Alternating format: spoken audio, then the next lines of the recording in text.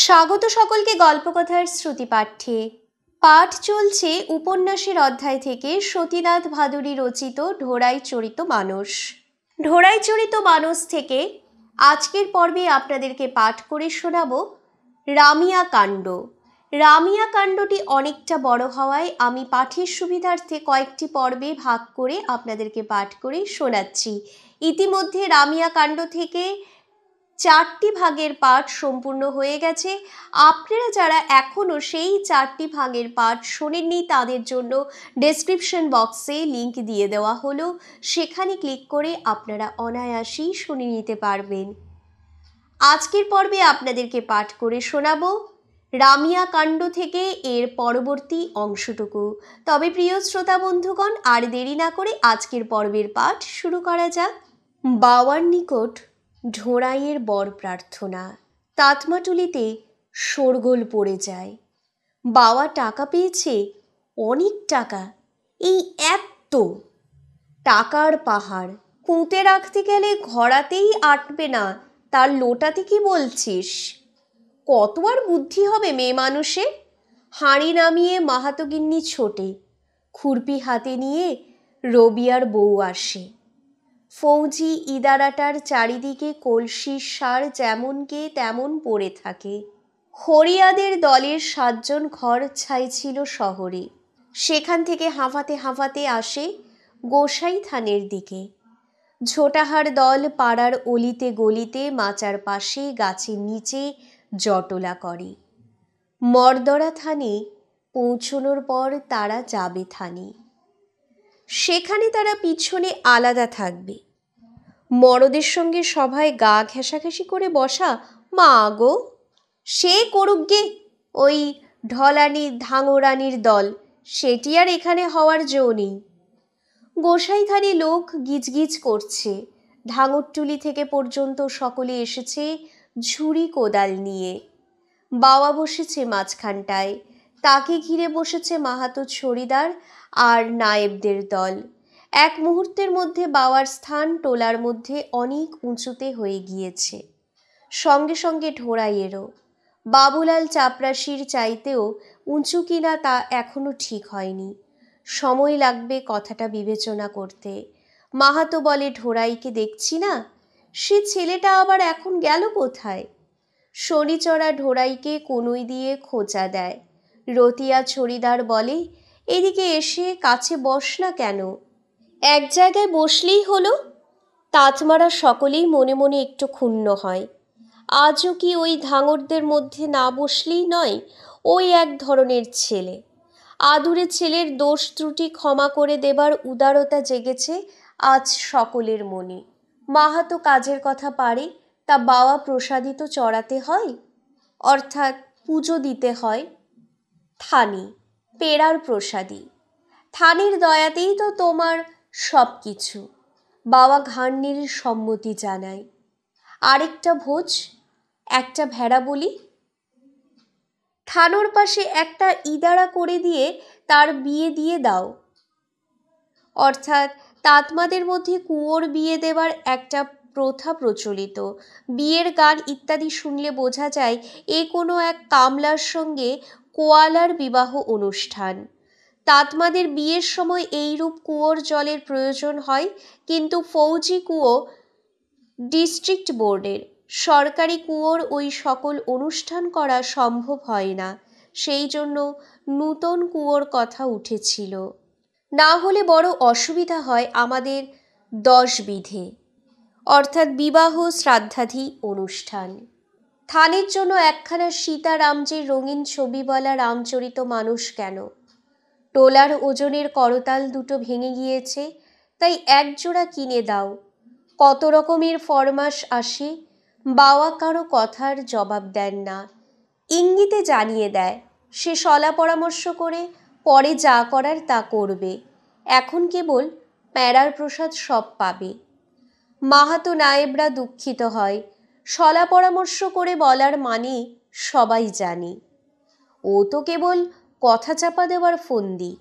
এই থানের মাটি 20 বছর গায়ে মেখে তবে তো যখের ধন পেয়েছে। এখানে একটা মন্দির করে দেবে, এর মধ্যে শলা পরামর্শ আবার কি? মন্দির করে দিলে নাম হবে তোমার না আমাদের? ভিক্ষে করে যার জীবন গিয়েছে সে ইজ্জতের কথা কি বুঝবে? নভদুহি দুধ চাহত এ প্রাণী, অর্থাৎ আকাশ দুয়ে দুধ চাই লোক, তুলসীদাসের উক্তি। এর কাছে থেকে থানের আর পাড়ার কোনো জিনিস আশা করা আকাশ দুয়ে দুধ চাইবার মতোই অবাস্তব। তবে টাকাওয়ালা লোককে সমীহ করে চলতে হয়, তাদের সঙ্গে কথা বলবার আগে ভেবে বলতে হয়।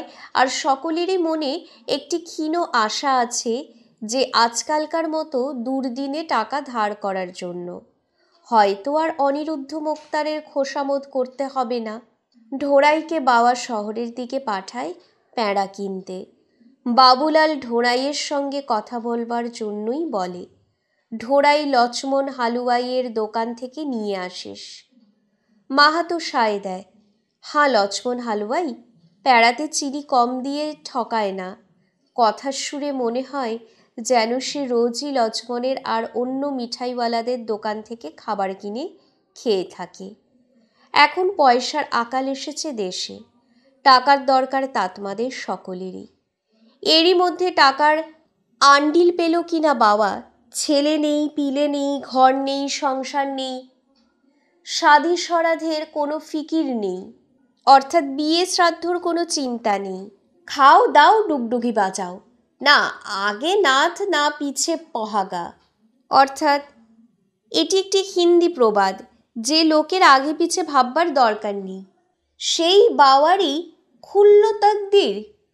তকদির অর্থাৎ ভাগ্য। তবে ওই যে ধাঙরগুলো বসে রয়েছে ওগুলো বেশ করে বুঝুক যে ঢোড়াই ওদের সঙ্গে মাটি কাটে বলে ওরা ঢোড়াইয়ের সমান হয়ে ওঠেনি। অনেক রাতে ভজন শেষ হবার পর সকলে চলে গেলে বাবা ঢোড়াইকে টেনে নিয়ে গিয়ে নিজের চাটাইয়ের উপর শোয়ায়, সেই ছোটবেলার মতো। আজ বছর থেকে তারা আর এক চাটাইতে শোয় না। শীতকালে আগুনের ঘুরের একদিকে শোয়ে ঢোড়াই, একদিকে বাবা। তা না হলে বড় শীত করে। বহুদিন পরে আজ আবার বাবা তার পিঠে হাত বুলিয়ে দেয়। বাবার জটার গন্ধে ঢোড়াইয়ের কত ছোটবেলার কথা মনে পড়ে। অনেক টাকা না বাবা? বাবা মাথা নেড়ে বলে, হাঁ। অনেক কুড়ি না? হাঁ। তারপর ঢোড়াই এক্কেবারেই চুপ করে যায়। বাবা ভাবে এরই মধ্যে ঘুমিয়ে পড়ল নাকি ছেলেটা। হঠাৎ ঢোড়াই বলে, বাবা আমি রামিয়াকে শাদি করব। নিঃশ্বাস বন্ধ করে ঢোড়াই বাবার উত্তরের প্রতীক্ষা করে। বাবা তার ভালোবাসার অত্যাচার ছোটবেলা থেকে অনেক সয়েছে। কত সময় কত অন্যায় করেছে সে, কিন্তু বাবা সব সময় নিজের ব্যবহার দিয়ে তাকে দেখিয়ে দিয়েছে যে ঢোড়াইয়ের বাবার উপর অবিচার করার, জুলুম করার দাবি আছে। এই দাবি ঢোড়াইয়ের আসল পুঁজি। কিন্তু তবু আজ তার মনের মধ্যে খচখচ করে বেঁধে। স্বাদীর কথায় কোথায় যেন খানিকটা অন্যায্যতা আছে। বাবা চেয়েছিল তাকে ভকত করতে। বিয়ের পর বাবার কাছ থেকে আলাদা হয়ে যেতে হবে, অথচ বাবা টাকা না দিলে রামিয়ার সঙ্গে শাদী হওয়া শক্ত। একটার পর একটা করে এই সব চিন্তা ঢোড়াইয়ের মনে আসে। তার মনে হয় বাবার করস্পর্শ মুহূর্তের জন্য একটু যেন আলগা হয়ে আসে। রামিয়া, রামিয়াকে তার চাই, কোনো বাধা সে মানবে না। ঢোড়াই বোঝে যে বাবা ফুপিয়ে ফুপিয়ে কাঁদছে। আঙুল দিয়ে ঢোড়াই তার চোখের জল মুছিয়ে দেয়। বাবা তাকে বুকে জড়িয়ে ধরে। এই দিনটার অপেক্ষা বাবা অনেক দিন থেকে করছে। আর এই বিচ্ছেদকে ঠেকিয়ে রাখা যায় না। টাকার প্রশ্ন এর মধ্যে কেবল গৌণ নয়, একরকম অবান্তর। ঢোড়াই বিয়ে করবে এ বাবা বছর আগে থেকেই ধরে নিয়েছে। আর বিয়ের পর তাতমা ছেলে মেয়েদের মা বাপ শ্বশুর শাশুড়ির সঙ্গে থাকার রেওয়াজ নেই। ঢোড়াই জানে যে বাবা টাকা দিতে আপত্তি করবে না। আর বাবা মনে মনে ভাবে যে ঢোড়াইটা এখনো ছেলে মানুষ আছে। মোচ উঠলে কি হয়, না হলে আজ যে খানিক আগে সকলে টাকা খরচ করবার নানা রকম রাস্তা দেখাচ্ছিল, তখন সে কারো কথার জবাব দেয়নি কেন? ওরে মূর্খ, এই সোজা কথাটুকু বুঝতে পারলি না? থানে মন্দির তৈরি করবার চাইতেও বেশি আনন্দ আমার তোকে সুখী দেখলে। এ কথাও কি মুখ ফুটে তোকে বলতে হবে নাকি? ছোটবেলায় যখনই তোকে কোলে নিয়েছি তখনই মনে হয়েছে যে বুড়ো রাজা দশরথ অযোধ্যাজিতে এমনি করেই একদিন তার রামচন্দ্রজিকে কোলে নিয়েছিলেন। ধূসর ধুরি ভরে তনু আই, ভূপতি বেহসি গোদ বঠাই। অর্থাৎ তুলসীদাস বলছেন, ধুলি ভরা ঘুষর তনু রামচন্দ্রের, রাজা হেসে তাঁকে কোলে তুলে নেন। আমার সেই ঢোড়াই কথাটা পারল, যেন ভিক্ষে চাইছে টাকা আমার কাছ থেকে। আশ্চর্য, কি চিনেছে সে আমাকে? আরে তোরই তো সব। ঢোড়াইয়ের ঘর তুলে দিতে হবে, ভালো রোজগারের ব্যবস্থা করে দিতে হবে, তারপর ছেলে পিলে। বারবারন্ত সংসার ঝকঝকে নেপে উঠুন বড় বড় কাঁচামাটির জ্বালা দাওয়ার উপর। ঢোড়াইয়ের বউ রঙিন কাপড় পরে কাঁচা হলুদ সেদ্ধ করছে শুকিয়ে বিক্রি করবার জন্য। তেঁতুল গাছ জমা নিয়েছে 5 টাকায়। আদা দিয়ে বড়ি দিচ্ছে উঠোনে। আমলকি আর অশথের ডগার আচার শুকোতে দেওয়া হয়েছে। সমৃদ্ধির রামায়ণের ছবি ভরা পাতা একখানার পর একখানা খুলে যাচ্ছে বাবার বন্ধ চোখের সম্মুখে। তার ঢোড়াই সেই একরত্তি ঢোড়াই, ভিক্ষের সাথী ঢোড়াই। কথা বলতে পারে না বাবা।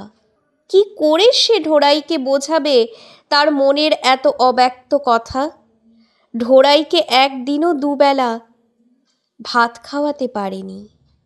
কত স্বাদ তার মনে। ঢোড়াইকে একদিন পেট ভরে আলুর তরকারি খাওয়াবে, তাকে একটা বিলেতি লণ্ঠন কিনে দেবে। বিলেতি লণ্ঠন অর্থাৎ ডিচ লণ্ঠন। সেই লণ্ঠনের আলোতে মিসিরজি রামায়ণ পড়ে শোনাচ্ছেন। কত লোক! এই তো দেশি চিনি, পাকা শশা খোসা শুদ্ধ চাকা চাকা করে কাটা, এত হলদে হলদে বাগনার, রমরমা জমজমা সমৃদ্ধির পাহাড় ফুলে ফেঁপে উঠছে। বাগনার বলতে বোঝানো হয়েছে কাঁচকলা পাকা। অশ্রুর ধারা তার এতকালের সঞ্চিত দুঃখের মালিন্য ধুয়ে নিয়ে যায়। রামজি, অদ্ভুত তোমার লীলা। রামায়ণ পড়া লোকই কত সময় বুঝতে গিয়ে হিমশিম খেয়ে যায়, তা বাবা তো কোন ছাড়। ঢোড়াইয়ের মায়ায় সে কি ভরত রাজার মতো হয়ে যাবে নাকি? সামান্য কুকুর কামড়ানোর ঘটনার মধ্যে দিয়ে রামজি তার সম্মুখে স্বর্গের দুয়ার খুলে দিয়েছেন। পৃথিবীর স্বর্গ অযোধ্যাজির দুয়ার বাবার চিরজীবনের স্বপ্ন, মানুষের সেরা তীর্থের দুয়ার। সে যদি নালায়েক হয়, অর্থাৎ অযোগ্য হয়, তবু সে রামজির এই অদৃশ্য ইঙ্গিত মানবে না। ঢোড়াইটা এখনো উসখুস করছে। চাটাইয়ের নিচে থেকে ঠান্ডা উঠছে বোধ হয়। ঢোড়াইকে জীবনে একখানা কম্বল কিনে দিতে পারিনি। ঢোড়াই সুখী হবে তো রামিয়াকে বিয়ে করে? মেয়েটা আবার শুনছি লোটা নিয়ে ময়দানে যায়। বাবার হাতে স্পর্শের ভিতর দিয়ে ঢোড়াই তার সমস্ত মনের কথা বুঝতে পারে। জীবনে এই প্রথম ঢোড়াইয়ের চোখে জল আসে। ঢোড়াইয়ের বিবাহের আয়োজন। রোজগারের অবস্থা দিন দিনেই খারাপ হচ্ছে তাতমাদের। ধান কাটনির ধান আর কদিন চলবে। খাপড়ার বাড়ি আর নূতন করে বাবু ভাইয়ারা করাচ্ছে না। ওই যে এক ফঙ্গবেনে ঢেউ খেলানো টিন হয়েছে, লোকে গোয়াল পর্যন্ত করতে আরম্ভ করেছে তাই দিয়ে। তা কাজ পাওয়া যাবে কোথা থেকে? এখনো অবশ্যই পুরনো খাপড়ার বাড়িগুলো আছে, তাও কতক লোকে বদলে টিন দিয়ে নেওয়া আরম্ভ করেছে। বছর বছর খাপড়া বদলানোর ঝক্কি আর খরচের হাত থেকে বাঁচবার জন্য সুদখোর অনিরুদ্ধ মোক্তার আর সাউজের তো টাকার অভাব নেই। তারা নতুন ভাড়া দেবার বাড়ি করাচ্ছিল সব। ওই ঢেউ খেলানো টিনে তাদের দুজন ভাড়াটের মাথায় গোসাই ভর করেছিলেন জৈঠ মাহিনার দুপুরে, অর্থাৎ জ্যৈষ্ঠ মাসের দুপুরে। আমাদের রুজি মারবার জন্য বটে। কাঁচা আম পোড়া খাইয়ে কোনো রকমে তো তারা সেরে উঠল, কিন্তু তারপর আর কেউ টিনের বাড়িতে থাকতে রাজি নয়। তাইতে এখন আবার সব বাড়ির টিনের উপর খাপড়া। টিন তো আর বছর বছর বদলাতে হবে না, তবু মন্দের ভালো। এ হলো কি দুনিয়ার। দিনে দিনে সব বদলে যাচ্ছে। আগে দেখেছি কদু কুমড়োর গাছে বাবু ভাইয়াদের বাড়ির চাল ভরে থাকতো, আর বাবু ভাইয়াদের ছেলেরা 24 ঘন্টা খাপড়াগুলো মটমট করে গুঁড়ো করে কুদু কুমড়ো পারত। আজ সে গাছ পোতাও নেই, সে ছেলেগুলো বদলেছে। ছেলে তো ছেলে, দুনিয়াটাই বদলে যাচ্ছে। সেই রকম বৃষ্টি কোথায় হয় আর? যেমন আগে হতো, যতক্ষণ তাঁতমারা গিয়ে চাল মেরামত না করে দিচ্ছে ততক্ষণ বাবু ভাইয়ারা সকলে খাটের তলায় বসে থাকতো। সেই রকম বড় বড় পাথুলও পড়ে না আজকাল, অর্থাৎ শিলাবৃষ্টি। সেই রকম খাপড়া গুঁড়ো করা পাথুল। আগে 12 মাস মরণাধারে জল থাকতো, এখন বছরে 6 মাসও থাকে না। কুয়ো খোঁড়ানো আর কুয়ো পরিষ্কার করার রোজগারেরও ওই হালত। বাড়ি বাড়ি বম্মা বসেছে আজকাল। বম্মা অর্থাৎ টিউবওয়েল। বাবু ভাইয়াদের বলতে গেলে বলে বম্মা বসাতে খরচ কুয়ো তৈরি করার খরচের চাইতে কম। বাবু ভাইয়ারা সব তাদের বাপ ঠাকুরদার চাইতেও বুদ্ধিমান হয়ে উঠেছে। পয়সা আছে তোদের, যা বোঝাবি বুঝে যাব, কিন্তু বুঝলেই কি পেট ভরে? রতিয়া ছড়িদারের দরকার টাকার, ওদিকে তো রোজগারের ওই অবস্থা, তার উপর পঞ্চায়েতও কম মামলা আসছে। ভোজে খরচ করার পয়সা থাকলে তবে তো লোকে পঞ্চায়েতে মামলা আনবে। তাই ছড়িদার আসে রবিয়ার সঙ্গে গোটা কয়েক কাজের কথা বলতে। ঢোড়াইটার রামিয়ার সঙ্গে বিয়ে দেওয়াতে পারলে কিছু রোজগার হতে পারে দুজনেরই। চলে এসো 8 আনা। 8 আনা অর্থাৎ আধা আধি বখরা। রবিয়া বলে, তা কি করে হবে? এ কি অন্ধকে লণ্ঠন দেখাচ্ছ? আমি মেয়েটাকে এতদিন থেকে খাওয়াচ্ছি। 10 আনা 6 আনা হলেই কাফি। ধান কাটনিতে তোর বউয়ের সঙ্গে মেয়েটাকে জুটিয়ে দিয়েছিল কে? পঞ্চদের মত করাতে পারবি এই বিয়ের পক্ষে? সে সময় দরকার হবে ছড়িদারের। মাহাতো আবার যা বিগড়ে আছে মেয়েটার উপর। রবিবারে পঞ্চায়েতি মনে আছে তো? রবিয়া জানে যে কথায় ছড়িদারের সঙ্গে পাড়া শক্ত। সে ছড়িদারের দেওয়া শর্তে রাজি হয়ে যায়। টাকাওয়ালা লোকের বিরুদ্ধে পঞ্চেরা যেতে পারে না, এ কথা সবাই জানি। রবিবারে পঞ্চায়েতের ভেতর মাহাতো পর্যন্ত বিয়ের প্রস্তাবের বিরুদ্ধে কিছু বলতে সাহস পায় না। কেবল ভোজের সম্বন্ধে কথা হয়। মাহাতোর সম্মান রাখবার জন্য নায়েবরা ঠিক করে দেয় যে রবিয়া এখনই গিয়ে মাহাতোগিন্নির গোড় লাগবে, অর্থাৎ প্রণাম করবে। লোটা নিয়ে ময়দানে যাবার কথাটা কেউ তোলেই না। ভাবি পুথুর নির্লজ্জতার কথা উঠিয়ে আজ আর তারা বাওয়ার মতো একজন লোকের মাথা হেঁট করাতে পারে না। এখানে পুতুহুর বলতে বোঝানো হয়েছে পুত্রবধূ। বাবা ভেবেছিল যে আর 2-4 মাস যাক, কিন্তু রবিয়ার টাকার দরকার এখনই। সে বলে, ভাদ্রতে দেবে নাকি বিয়ে? পূরবমূলকের বেঙ্গার শাদি, অর্থাৎ জিরানিয়ার পূর্ব দিকের মুসলমান প্রধান অঞ্চলগুলির হিন্দুরাও ভাদ্র মাসে বিবাহাদি দেয়। সেই জন্য জেলার পশ্চিমের লোকেরা এই বিবাহকে ব্যাঙের বিয়ে বলে ঠাট্টা করে। বাবা লজ্জিত হয়ে মাথা নাড়ে, না না, তা বলছি না, তবে থাকবার ঘর তুলতে হবে তো। সে আর কি, 7 দিনের মধ্যে সব হয়ে যাবে। সত্যি 7 দিনের মধ্যে সব তৈরি করে দেয়। ঢোড়াইয়ের তাতমাটুলি আর ধাঙরটুলি 2 জায়গার বন্ধুরা মিলে। বাওয়ার ইচ্ছা উঠোনের মধ্যে একটি পাতকুয়া থাকুক। প্রত্যহ স্নান করার অভ্যাস রামিয়ার। ছড়িদার চটে যায়, তার চাইতে বল না কেন বাড়িতে পায়খানা তৈরি করবে, চেয়ারম্যান সাহেবের বাড়ির মতো। বাবা কিন্তু নিজের জেদ ছাড়ে না। কুয়ো এখন না করলে বর্ষাতে করা যাবে না। আচ্ছা আচ্ছা, কুয়ো হয়ে যাবে ক্ষণ। বুড়ো এতোয়ারি ব্যাপারটির নিষ্পত্তি করে দেয়। ধাঙররা ঢোড়াইয়ের ঘর তুলতে সাহায্য করে। রবিয়া ঢোড়াইকে বলে, আবার ওগুলোকে ডাকছিস কেন ঢোড়াই? দুদিনের মধ্যে রবিয়া তার শ্বশুরস্থানীয় হয়ে উঠেছে। ওই মিচকে রবিয়াটা বাওয়ার বেয়াই হয়ে যাবে। হাসি পায় ঢোড়াইয়ের।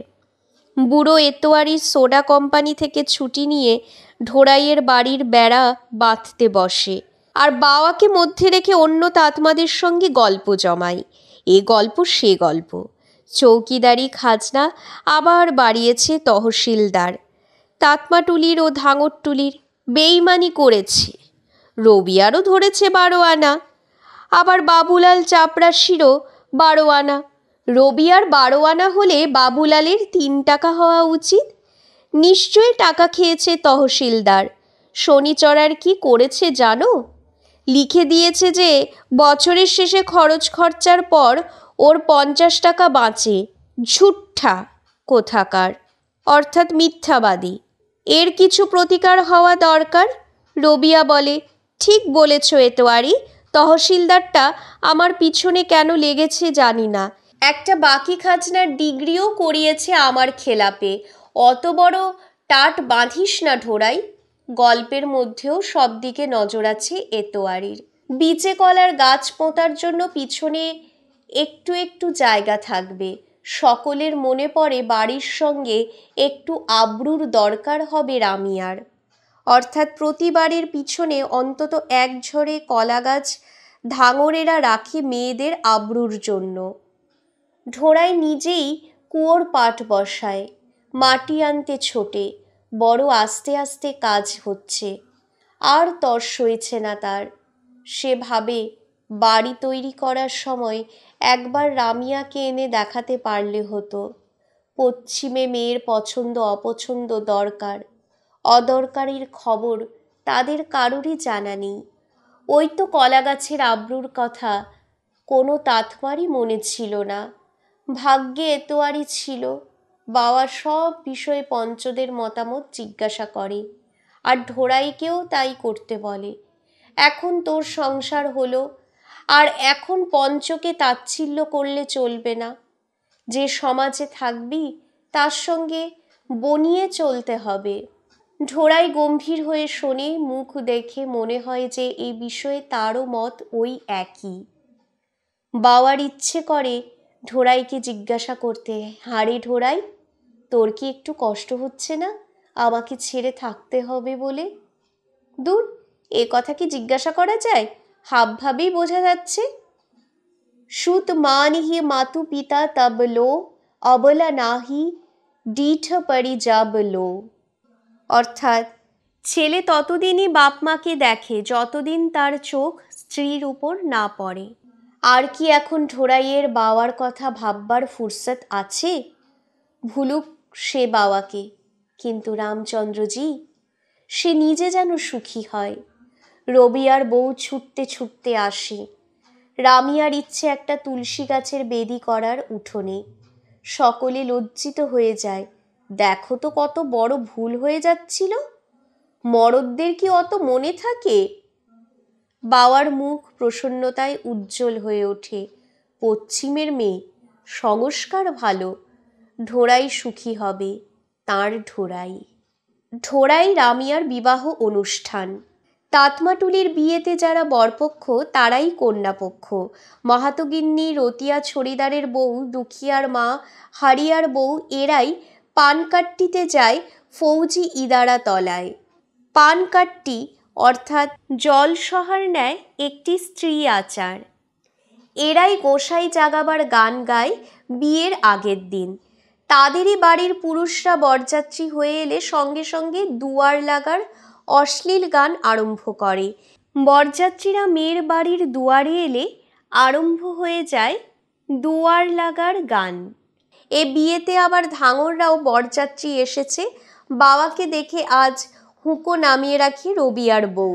মাথায় কাপড় টেনে দিয়ে বলে, হাতের ওই চিমটে দিয়ে সমধি তোমার ছেলেটাকে কোথা থেকে টেনে বের করেছিলে? সমধি অর্থাৎ বেয়াই। অঙ্গন ভরা লোক হেসে ওঠে এই রসিকতায়। দুখিয়ার মায়ের আজ খাতির কত। হঠাৎ দুখিয়ার মা ঢোড়াইয়ের মা হয়ে উঠেছে। কিছু কাজ করতে গেলেই সবাই হাঁ হাঁ করে ওঠে। চেলাকাঠ পেতে দিয়ে বসে বলে, বসো সমধিন, অর্থাৎ বেয়ান। মেয়ের বাড়িতে তুমি খাটবে সে হয় না, এই নাও তামাক খাও। দেখো না তোমাকে আজ কি গালাগালিটা দেই। 5 এও তেল সিঁদুর গুলে মাটিতে 5টা ফোঁটা দেয়। নাপিত ঢোড়াইয়ের আঙুল চিরে রক্ত বের করে 2টো পানের খিলিতে লাগিয়ে দেয়। এইবার নাপিত ধরেছে শক্ত করে রামিয়ার হাতখান। এই নুরুন দিয়ে চিরে দিল। টপ টপ করে রক্ত পড়ছে পানের খিলির ভিতরে। খুব শক্ত মেয়ে যা হোক। এ পর্যন্ত যত মেয়ের বিয়ে দেখেছে ঢোড়াই ছোটবেলায়, সকলেই এই সময় ভয়ে চোখ মুজে ফেলে। রামিয়া একবার ভুরুটি পর্যন্ত কোঁচকালো না। আলবাত হিম্মত বটে। রক্ত দেওয়া পানের খিলি ঢোড়াই খাওয়ায় রামিয়াকে। রামিয়া দিব্যি কচমচ করে চেবোয়। রবিয়ার বউ ইশারা করে, অত হ্যাংলাপানা করে চিবুস না, লোকে বেহায়া বলবে। ঢোড়াইয়ের মুখে পান দিয়ে দেয় রামিয়া। ঢোড়াই ভকতের রক্তের কথা ভেবেই গা ঘিন ঘিন করে। নোনতা নোনতা লাগে খেতে।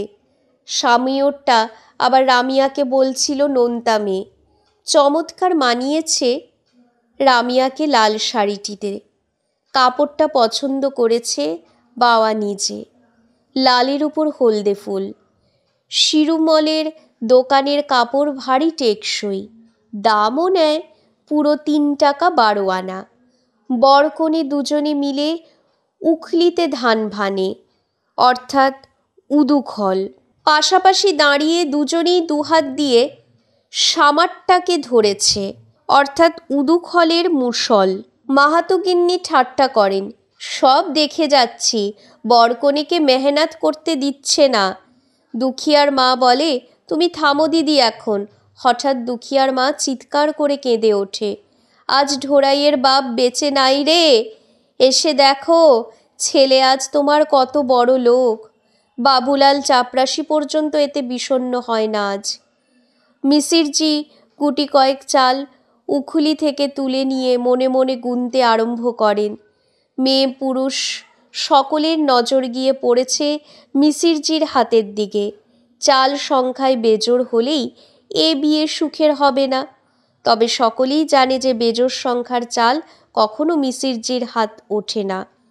আর পঞ্চায়েতিতে বিবাহ বিচ্ছেদের মামলা এলেই মাহাতো নায়েবরা বলে যে ফৌজি ইদারার জল দিয়ে পানকাট্টি করা হয়েছিল বলেই বিয়ের ফল এমন হয়েছে। ও ইদারাটার বিয়ে দেওয়া হয়নি তো। পুরুতমশাই চাল গুনবার সময় রামিয়া ঢোড়াই দুজনেরই বুকের মধ্যে ঢিপ ঢিপ করে। ঢোড়াই সঙ্গে সঙ্গে গুনে যায় মনে মনে, 1 2 3 4 5 6 7 8 9। ঢোড়াইয়ের ভয়ে বুক শুকিয়ে যায়। মারোয়ার চাটাইটা যেন পায়ের নিচ থেকে সরে যাচ্ছে। মারোয়ার অর্থাৎ মণ্ডপের। মিসিরজি সকলকে বলেন যে চাল উঠেছে 10টা, জোড়া সংখ্যা, এ বিয়ে খুব সুখের হবে। ঢোড়াই স্বস্তির নিঃশ্বাস ফেলে বাঁচে। যাক, তার বোধহয় গুনতে ভুলই হচ্ছিল। রামায়ণ পড়া মিসিরজির মতো তাড়াতাড়ি সে গুনতে পারবে কোথা থেকে, তাই একটা কম গুনেছিল সে। এইবার মাহাতোর রামায়ণ থেকে ছড়া কাটবার কথা। কোথায় মাহাতো? তার বলা শেষ না হলে তো মিসিরজি নিজের ছড়াটা বলতে পারেন না। চিরকালের এই নিয়ম। মাহাতো ঢুলছিল বসে। সে নেশার আমেজে আছে এখন। হঠাৎ চমকে ওঠে, হড়বড় করে বলে ফেলে, সব লচ্ছন সম্পন্ন কুমারী হই হি সন্তত পিহাহি পিয়ারি। সব সুলক্ষণ আছে এ মেয়ের, এ চিরকাল পুরুষের পিয়ারি থাকবে। এইবার মিসিরজি বলেন, सदा अचल एहि करो अहि बाता एहि तेजसु पै हहि পিতু মাতা। এর এওতি অচল থাকবে, এর জন্য এর বাপ মার নাম হবে। বাবার বুকের ভেতরটা টনটন করে ওঠে। বহুদিন পর আজ দুখিয়ার মাকে ঢোড়াইয়ের খুব ভালো লাগে। চোখের জল ফেলছে তার বাবার জন্য। যে বাপের কথা ঢোড়াই জীবনে একদিনও ভাবেনি, বাবাও দুখিয়ার মায়ের ছেলের উপর এই নতুন টান দেখে মনে মনে খুশি হয়। হাজার হলেও মা, যাক ঢোড়াইয়ের বউটাকে একটা দেখবার লোক তবু হলো।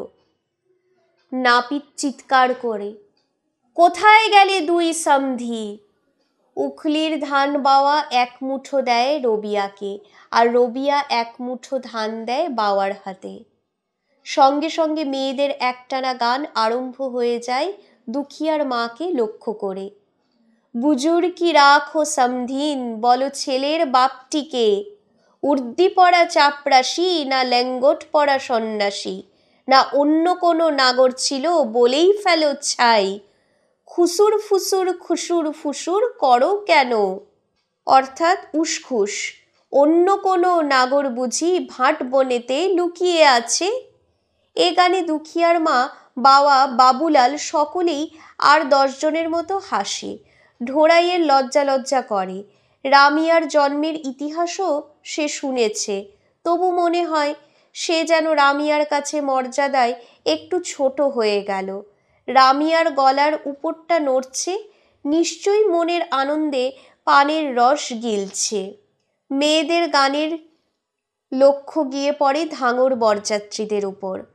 কর্মাধর্মার চাঁদনি রাতে পাটের ক্ষেত নড়ছে কেন? এতোয়ারির সাদা মাথায় চাঁদের আলো পড়ছে কেন? বড্ড বেশি নড়ছে যেন।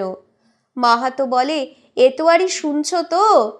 তাতমা ধাঙর সকলেই একসঙ্গে হেসে ওঠে। এই বিয়ের হিড়িকে ধাঙর তাতমারা 2 টোলার ইতিহাসে এই প্রথমবার যেন একটু কাছে আসে। এই দুর্দিনের রোজগারের অসুবিধে, তহসিলদার সাহেবের বেইমানি, আরও অনেক জিনিস হয়তো এর মধ্যে আছে, কিন্তু ঢোড়াইয়ের বিয়েকে উপলক্ষ করেই এটা সম্ভব হয়েছে। রামিয়া কাণ্ডের এর পরবর্তী অংশটুকু শুনতে হলে আমাদের চ্যানেল ফলো করুন। আর আমাদের চ্যানেল ফলো করতে হলে কি করতে হবে? চ্যানেলটিকে অবশ্যই সাবস্ক্রাইব করতে হবে গল্পকথার শ্রুতিপাঠ্য, এবং পাশে দেওয়া বেল আইকনটি প্রেস করে অল নোটিফিকেশন অন করে দিতে একদম ভুলবেন না পরবর্তী সমস্ত আপডেট পেতে।